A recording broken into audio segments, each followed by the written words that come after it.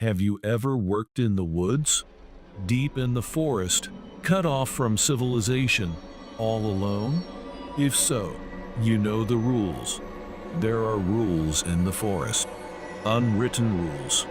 No one teaches them to you. They're not on government maps. They're not in tourist guidebooks.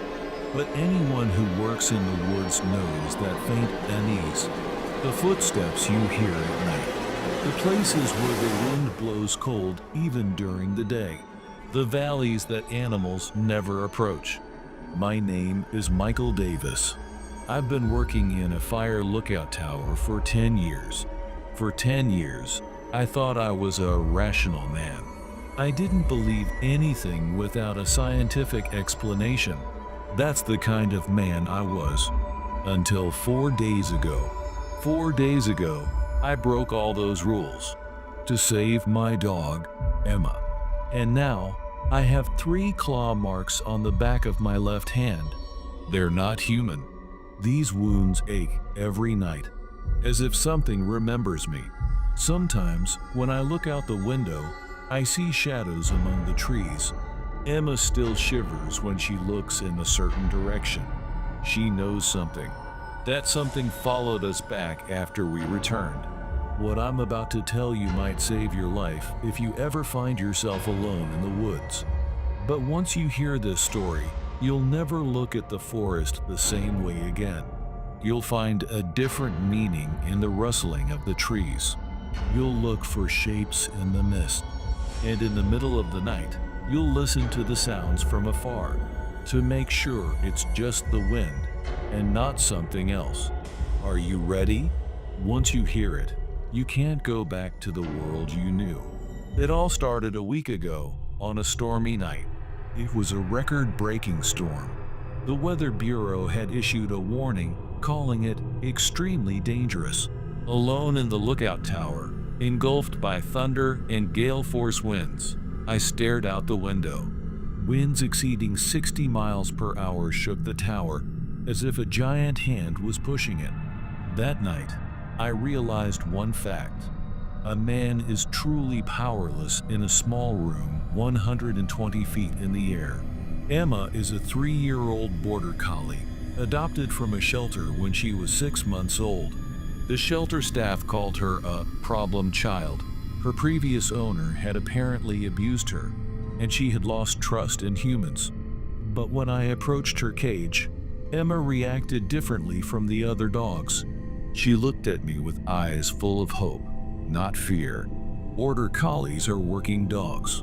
They hate being alone and always want to be near their human, so she was perfect for forest patrolling. She followed me like a shadow, and her ability to sense danger far surpassed any humans.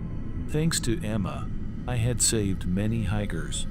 Her nose and ears could find lost people with a precision I could never match. The local newspaper wasn't exaggerating when it called her a hero dog. But on that stormy night, Emma was scared of the thunder and hid under the bed. Watching her small, trembling body, I thought, tomorrow will be sunny. After a storm, the forest always looks beautifully washed clean. That was one of the charms of this job. At that time, I had no idea what would happen the next day, what Emma's instincts were warning her about. Actually, Emma had been acting strangely even before the storm. She had started to growl lowly more often, staring towards the north. Even during meals, she would sometimes lift her head and listen for something.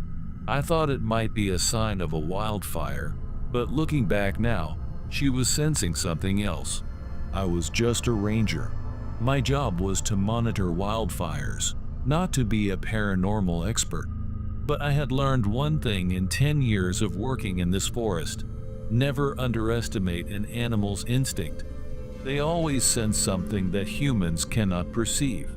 And the next morning, it all began. The next morning, in the forest after the storm, I discovered the first rule. The storm damage was worse than expected. Not just the main path, but also the side trails were littered with countless branches and fallen trees. Normally, a day's work would clear it, but this time it would take at least a week. 3 hours after starting the cleanup with Emma, we faced a big problem. A giant pine tree had fallen, completely blocking the path. It was an old tree, 3 feet in diameter, far too big to move by hand. Chainsaw work was needed.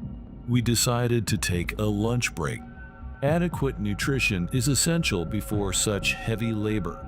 I took out trail mix and a sandwich and gave Emma her special jerky. That's when Emma started acting strangely. Usually, when I have food in my hand, Emma stares with the concentration of 1,000 incandescent suns. She doesn't blink, focusing completely on my movements, as if trying to pull the food closer with telekinesis. But today was different. Emma stared towards the valley, tilting her head and whimpering softly. Her whimpers were clearly different from her usual begging or attention-seeking sounds. It was a warning whimper. I stopped chewing and listened. I heard nothing. The rustling of the wind, birds chirping in the distance, the usual sounds of the forest. But Emma was hearing something different. Emma slowly walked deeper into the forest. Normally, she hated to leave my side, but now she was walking as if drawn by something. When I stood beside her, I could feel her trembling. Following her gaze, I saw an unfamiliar path. No, to be precise, it was the remains of a path, an old path, overgrown with grass and vines, almost returned to nature.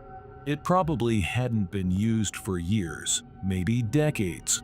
Perhaps I hadn't noticed it before because it was hidden by fallen trees. It wasn't on any map. I've worked in this forest for 10 years, and I've never seen it. Driven by curiosity, I cautiously followed the old path. The footing was unstable, and I had to check each step. Spider webs brushed against my face, and dry branches snagged my clothes. It was as if the forest was warning me. Don't come past here. 10 minutes later, the path suddenly ended. It ended between 2 giant rocks. A 10-foot gap was completely blocked by intertwined branches and small trees. But this blockage wasn't natural. It was clearly artificial. Someone had intentionally sealed this path to make it impassable. Beyond it was a steep cliff down into the valley. "What is this?" I murmured. The whole thing looked strange, ancient, sharp, dangerous, and most of all, hidden. Why did this path need to be sealed? What was so dangerous?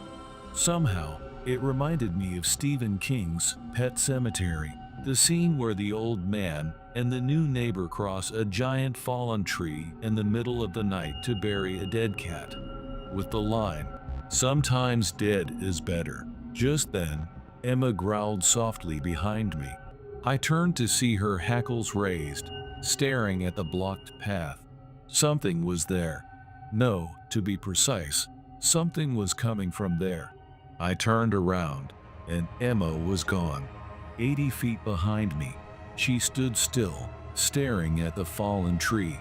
Her ears were perked, her body rigid, as if she was concentrating all her senses on a sound that humans couldn't hear. Having spent 10 years with Emma, I knew her behavior patterns intimately. This wasn't normal alertness. This was fear. But at the same time, I felt a strong curiosity, as if something was calling her. Suddenly, Emma leaped onto the fallen tree and started climbing. "No! Emma, come!" I yelled, running at full speed. But she didn't stop. Border collies have incredible agility. She moved through the intricately intertwined branches, heading upwards, as if defying gravity. By the time I reached the fallen tree, her tail had disappeared over the top. I circled the side of the rock and kept calling, "Emma! Emma!" My voice echoed in the valley, but there was no reply. All I could see was the sheer cliff, Then I heard Emma's barks from the other side, but they weren't normal barks. I couldn't tell if she was excited or scared. It was the sound she made when she discovered something. A few minutes later, I heard her bark again, but this time it was much further away. Emma was moving, and she was on the other side of the blocked path. I hid my tools and started climbing the fallen tree. I had no choice. I couldn't leave Emma alone. But as soon as I started climbing, I understood how dangerous this blockade was, sealing off an entrance to a dangerous place. The fallen tree was 15 feet high, but it was more dangerous than that. The branches were intricately tangled, and one wrong move could lead to being impaled by a sharp break or falling down and sustaining serious injuries. Branches broke, and I almost fell many times. My gloves slipped with sweat, and my heart pounded violently. This is a perfect way to break a leg, I told myself, but I kept climbing for Emma. When I reached the top, I looked down and gasped. There was a 2-foot wide path carved into the mountainside. To the left was a vertical rock face, to the right a 200-foot sheer drop. Walking this path required extreme caution and nerves of steel. One wrong step, and it was a straight plunge to the valley floor. Here, I understood the reason this path was blocked, and why it was so thoroughly hidden. This wasn't just an old path. This was an entrance to a place you shouldn't go. After landing on solid ground and breathing a sigh of relief, I looked for Emma, but all I could see was a steep trail descending into the forest. This trail itself was unusual, an unnaturally straight path, as if gouged into the mountainside by giant claws. The construction method was unknown if it was artificial, and its shape was too strange if it was natural. On both sides of the path, unfamiliar plants grew. They weren't native to this region. Their leaves were dark green, and they felt cold and damp to the touch, as if covered in frost. But the temperature was warm. As I descended the path, I began to feel a change in the air. At first, I thought it was my imagination, but the temperature was definitely dropping. And more than that, the way sounds echoed changed. My footsteps sounded strangely dull, not carrying far. It was as if the air had thickened. It was halfway down the path that I noticed a thin mist drifting at the base of the trees. At first, I thought it was morning dew evaporating, but the sun was already high in the sky. Mist at this time of day was unusual. The closer I got to the valley floor, the light mist turned into a dense fog, and in the fog, I noticed a faint, strange odor. It was like rotten meat, but also different and unexplainable smell. The valley floor was cool and damp. The temperature must have dropped 10 to 15 degrees. It felt like late autumn, even though it was a hot July day. I took a deep breath and called Emma. Emma, but my voice felt like it was being absorbed by the fog. A voice that should have echoed back in the valley disappeared just a few meters away. I took out my emergency whistle and blew it. Emma should be able to hear this sound from afar. The whistle sound certainly pierced through the fog. But what came back was a strange echo, as if the sound was reverberating inside some giant hollow space. But there was no reply. No Emma's bark. No footsteps. Nothing. Looking at the damp ground beneath my feet, I saw Emma's paw prints. Clear and fresh tracks. Relieved, I followed them.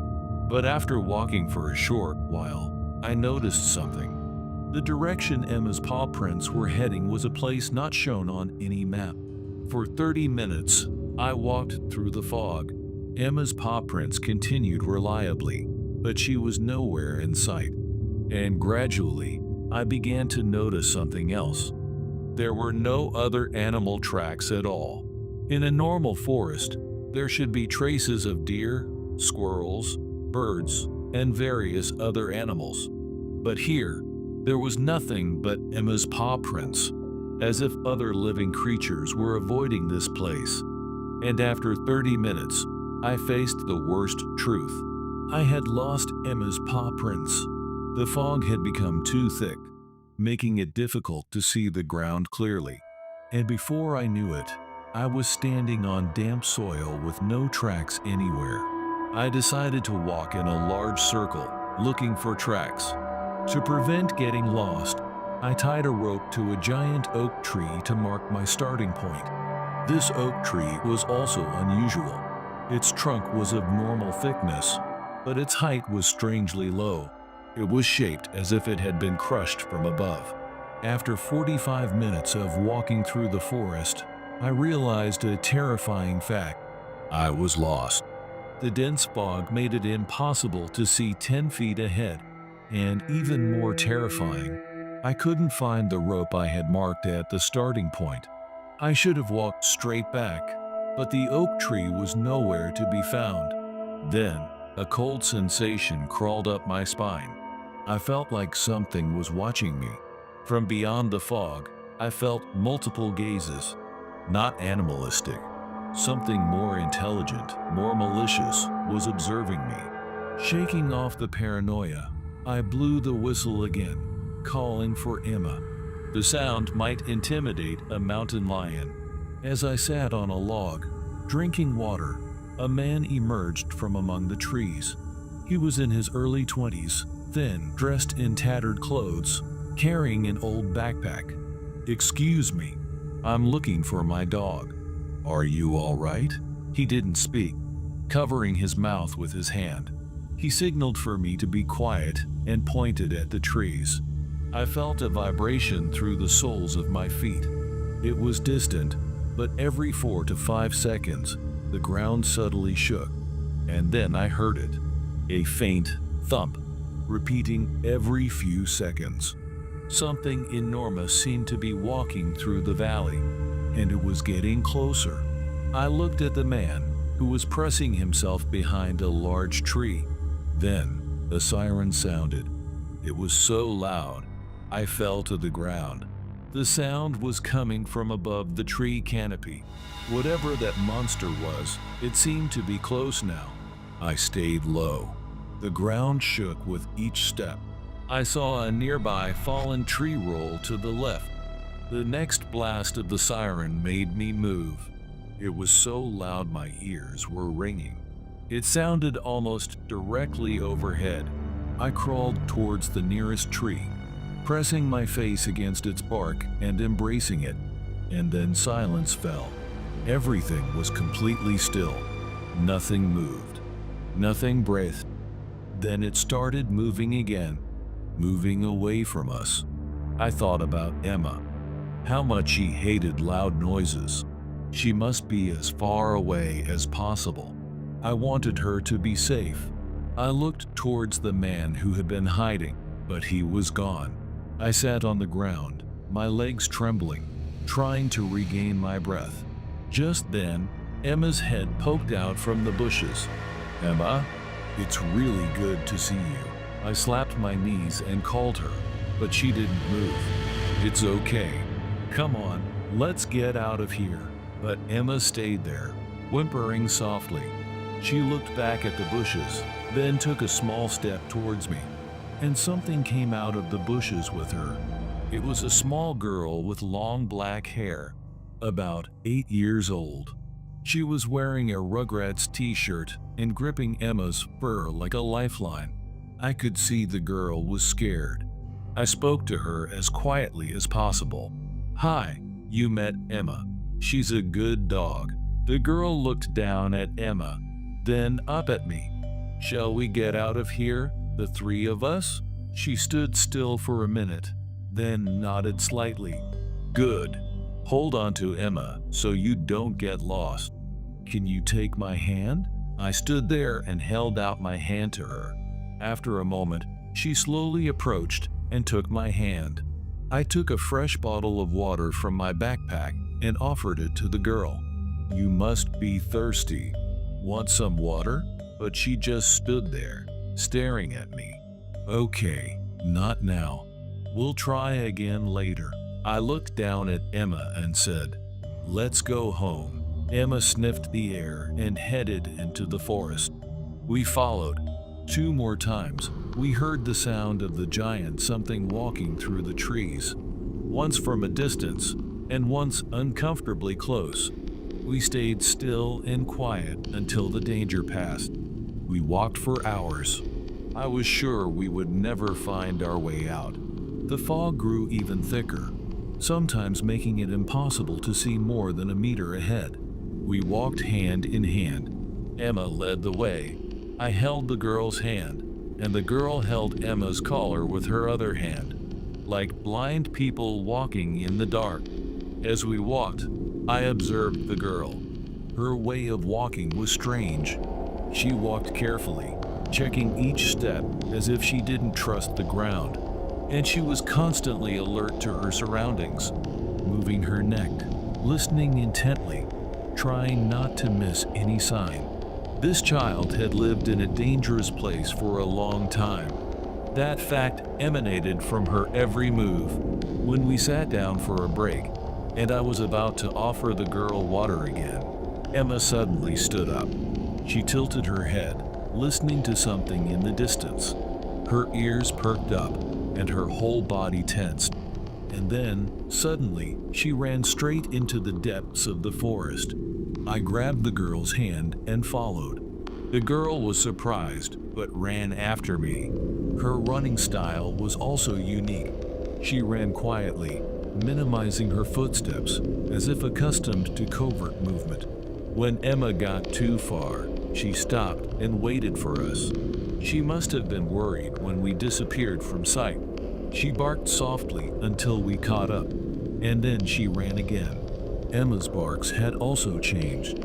Instead of her usual lively barks, they were restrained, urgent sounds, as if she understood that she shouldn't make loud noises. When I saw the oak tree with the rope tied to it, marking our starting point, I breathed a huge sigh of relief. But at the same time, a question arose. How did Emma remember the way? Dogs have excellent navigational skills, but it was unusual to accurately follow a route in such complex fog. It was as if she was being guided by someone. We were almost at the path leading out of the valley, but then we felt it again. From afar, we heard those heavy footsteps. This time, there were 2 sets of footsteps. 2 enormous somethings were moving from different directions. We huddled together and stood still. The girl buried her face in my arm, and Emma lay down on the ground, her ears flattened back. The footsteps continued for a few minutes before moving away. But this time, another sound began to emerge. A low growl, but also mechanical, like a giant engine idling. And then suddenly the fog began to clear, slowly at first, then rapidly. Like a giant fan had started, the fog swirled and disappeared. When the fog had completely cleared, I couldn't believe my eyes. We were in a completely different forest. The type of trees, the terrain, everything had changed. And what surprised me most was the starry sky above. It should have been daytime, but the sky was the color of deep night. When I emerged from the fog, I couldn't believe my eyes. Chester Miles, the forest ranger, stood with a look of relief. A rope was tied around his waist. Michael, thank God. Come. Hurry. As we climbed back up the cliff path, I told Chester about the hiker I saw in the valley. He'll have to find his own way out. I'm not going back in there. The only reason you 3 got out was because Emma heard my emergency whistle. How did you know I was there? I asked. Chester's expression was grim. The lookout tower equipment was showing abnormal readings. Electromagnetic field disturbances, faint seismic vibrations, and the way the fog was coming out wasn't normal. From past cases, we knew something was happening in that valley. When you didn't check in, I feared the worst. When we reached the top, Chester untied his rope and put it around the girl's waist. Then he instructed her to cross the fallen tree slowly and carefully. We followed immediately after, with Emma in one arm. Once we were on the safe ground on the other side, we stopped to catch our breath. Suddenly, I was terribly thirsty. I took out my water bottle and drank it all, along with the girl. Slowly, slowly. You'll feel sick. Just sips. Chester said, taking a drink from his own canteen. Chester, looks like we have a new travel companion. By the way, who is this child? I shook my head. She hasn't said a word. That's fine. We'll go back to the fire lookout and sort it out there. Chester replied with a smile. Chester replied with a smile. As we walked, I quietly said, Chester, if you have your phone, call an ambulance now. It'll take them over an hour to get here. Chester shook his head. No phone. He pointed at the girl. I'll explain later. I stared at him, wondering what was going on. But I trusted Chester. He was a good man. So I nodded and kept walking. By the time we got back to the fire lookout tower, the sun had set. We were all exhausted. But something was off. Tools I hadn't remembered putting there were scattered around the lookout tower, and the tower windows were covered in several days' worth of dust. The girl refused to be more than 3 feet from Emma, so I built a campfire in the clearing below the lookout tower, made some food, and set up a small tent for her and Emma to sleep in. While preparing the campfire, I observed Chester. He was clearly tired. He had dark circles under his eyes, and his clothes looked like he hadn't changed them in days. Chester, how long have you been waiting here? I asked. He stared at the campfire and replied, A long time. Michael, a very long time. While setting up the tent, I observed the girl. Her movements were mechanical, as if she had repeated the same thing many times. She understood the tent structure in an instant and adjusted the entrance position to make it easier for Emma to enter. And in her eyes, sometimes there was a distant look, as if recalling another time, another place. Chester and I sat by the campfire and drank a few cold beers. The beer tasted different too. It was bitter and heavier. After making sure the girl was sound asleep, I turned to him and asked, So, what exactly is going on? She needs to see a doctor, and her family needs to be notified right away. Chester was silent for a long time. He stared at the campfire flames, making a decision. Michael, how long do you think you were missing? What does that have to do with anything? I replied. But deep down, I already feared the answer. Just answer the question. Chester's voice was heavy. I sighed. Well, 8 or 9 hours. I left this morning, and it's evening now. Chester shook his head. Then he looked me straight in the eyes and said, You've been missing for 4 days. The words echoed in my head. 4 days. But in my memory, I had just gone out this morning to clear the fallen trees with Emma. You're not serious, Chester. My voice was trembling. I'm not laughing, he said quietly. And it's not just you. Many people who have gone into that valley in the past 20 years have come back with a lost sense of time, or not at all. I looked at my watch. The hands were moving normally, but the date displayed. It showed the date 4 days later. This is impossible, I murmured. Look at your phone, Chester said. Chester said. I took my phone out of my pocket with trembling hands. The screen showed 44 unread messages and 23 voicemails, and the date was the same as the watch. It felt like reality was crumbling around me. For 3 days after the storm, when you didn't check in, Kenny thought the storm had broken the equipment again, like in April of last year. We've been busy with power outages and floods for the past few days. But when Kenny said you weren't checking in, I dropped everything and came straight here, because I knew exactly where you were. How did you? I started to say, but Chester cut me off. No, let me finish. There's something wrong with that valley. I don't know exactly how to explain it, but let's just say it leads to another place. Not always, but sometimes it does. When I first started as a rookie forest ranger, 6 months later, a couple disappeared. A boyfriend and girlfriend. They headed into the valley for a weekend camping trip. They never came back. A massive search was conducted. It lasted over 3 weeks. Nothing was found. No tent, no backpacks, no shoes. Nothing. They seemed to have vanished completely from the face of the earth. About a year later, a 12-year-old girl went missing about 50 miles from here. I think her name was Allison Beckett. The search party was huge. It always is when a child goes missing. 400 people were looking for her. Nothing was found. 6 weeks later, 2 women hiking in our valley found her. She was sitting leaning against a tree. They brought her back and contacted her parents. She was fine. But remember, she went missing 50 miles away. So why was she here in this valley? The mayor threw a small celebration, thanking the 2 women and giving them awards. Allison and her family were also present. There was food and drink, and everyone was happy. Just then, I saw Allison sitting alone at a picnic table.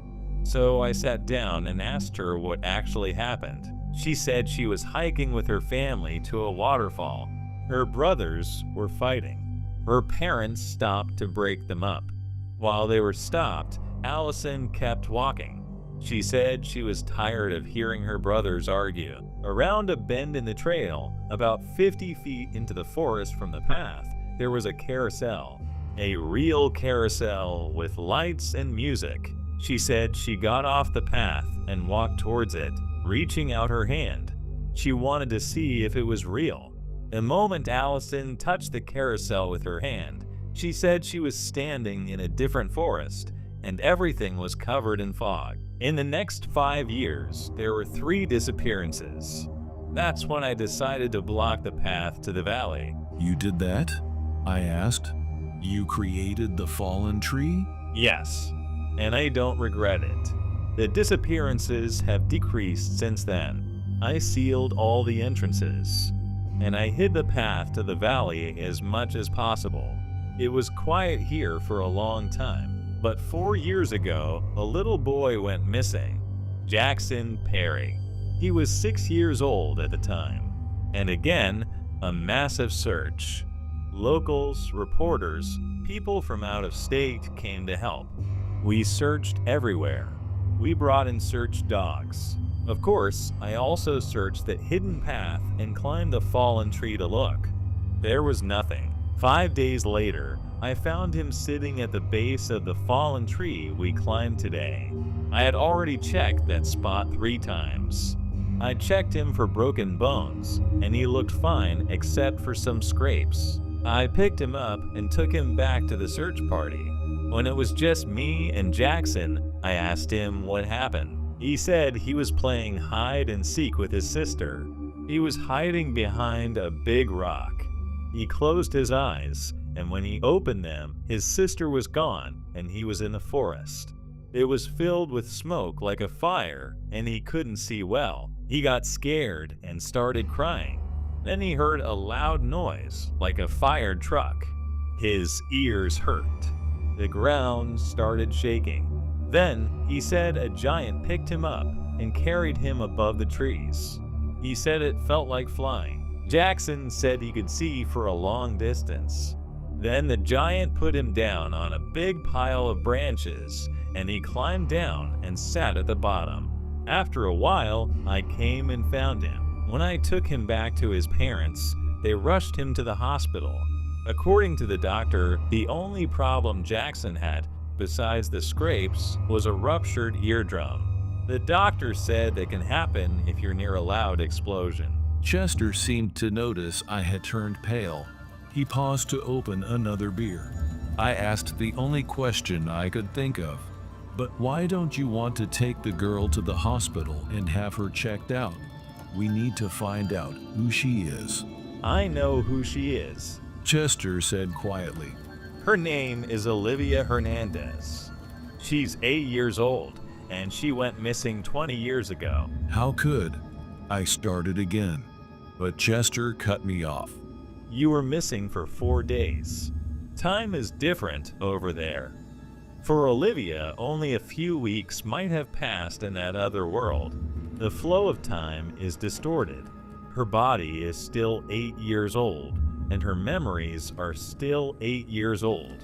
How do you know it's her? I said. I searched for that girl for weeks. In fact, I never stopped searching. I memorized her photo. I remember the Rugrats t-shirt she was wearing when she went missing. It's faded now, but it's the same shirt. And I remember her father, Miguel. He searched with me for a long time after the search was called off. Every weekend, every holiday, he was in this forest looking for Olivia. He said he knew she was still alive. He was certain. But 20 years, I stammered. How did she survive? What about food and water?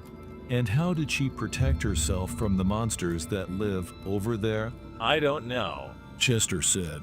but there seem to be different rules in that other world, different from our reality. Not just for time, but also for what's needed for survival. We'll go back to base at dawn. I'll find her parents' contact information. They should have the most up-to-date information.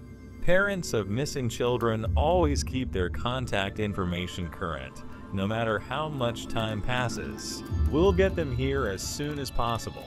If they're still alive, they'll be here tomorrow night. Until then, she'll stay here with you. Before you start arguing, let me say this. That little girl has been through more than we can imagine. If we take her away, we'll have to write a report. The media will show up, and they'll eventually realize her story doesn't add up. They'll hound her and her parents for months. It will be a circus. If you need another reason, look at her sleeping with Emma. For the first time in a very, very long time, I think she feels safe. Do you want to take her away from Emma and leave her with strangers in a hospital? I'll answer that for you. No, you don't want to do that. It's not right. Let her stay here with Emma until her parents come. Then they can decide what to do.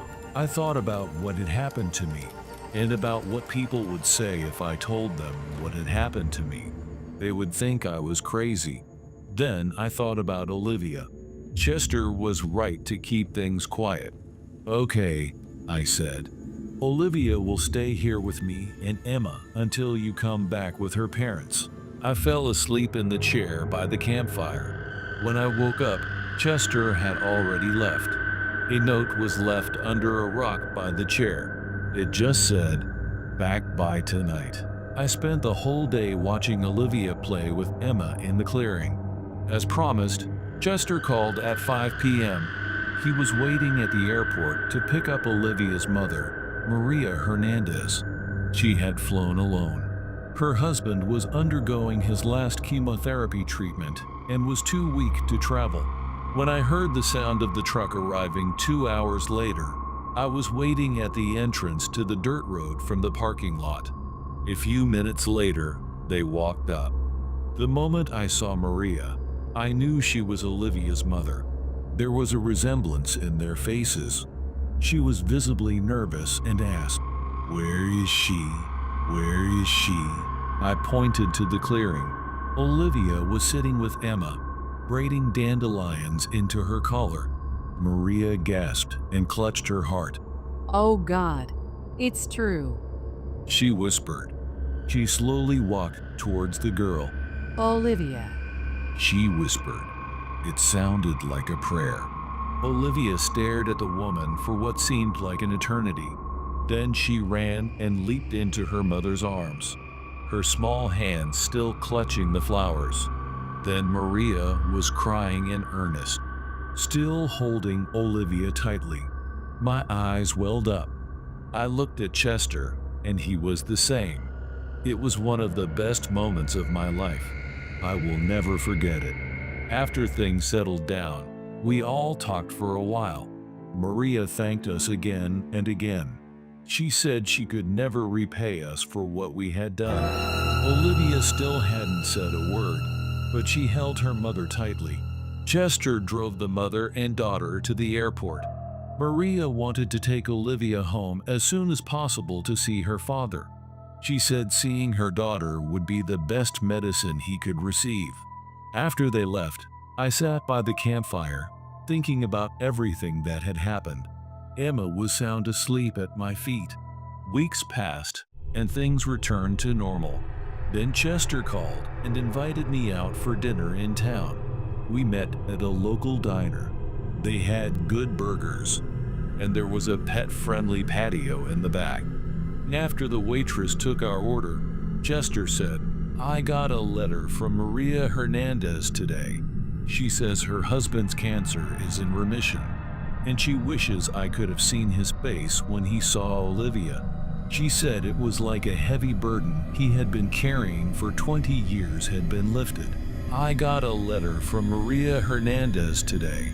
She says her husband's cancer is in remission, and she wishes I could have seen his face when he saw Olivia. She said it was like a heavy burden he had been carrying for 20 years had been lifted." She also says Olivia is starting to come out of her shell. She's talking again, and she said she took my advice to keep things quiet. She just wanted her family back. In fact, Olivia can't bear to be away, so they're homeschooling her now. A few weeks ago, they took Olivia to a local animal shelter and let her pick out a puppy. She named it Emma, and the puppy sleeps with her every night. Maria also says next week is Olivia's birthday, and she and her husband would be honored if we'd celebrate with them, because there's a lot to celebrate now. Chester looked at me and asked, "What do you say? Are you two ready for a trip?" "Of course," I replied with a laugh. Emma looked up at the word trip and barked in agreement. After dinner, we went out to the parking lot. Chester got in his truck, waved, and pulled out onto the road. I stood there for a while, looking down at Emma. "There was a family," I said, "with a huge hole in the middle of their heart. And you stitched it back together, Emma. You did that." She tilted her head and looked up at me. I scratched behind her ears and said, "Good job. Let's go home. But don't forget this story.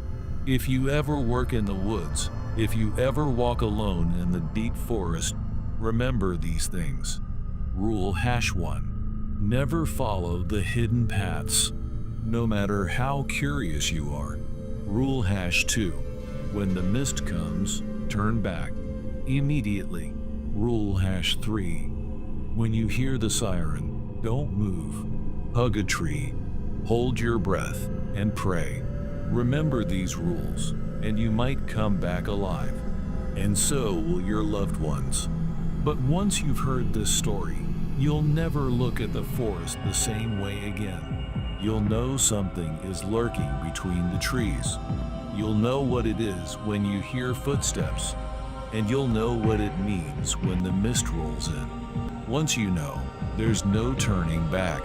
So be careful, and remember, there are rules in the woods.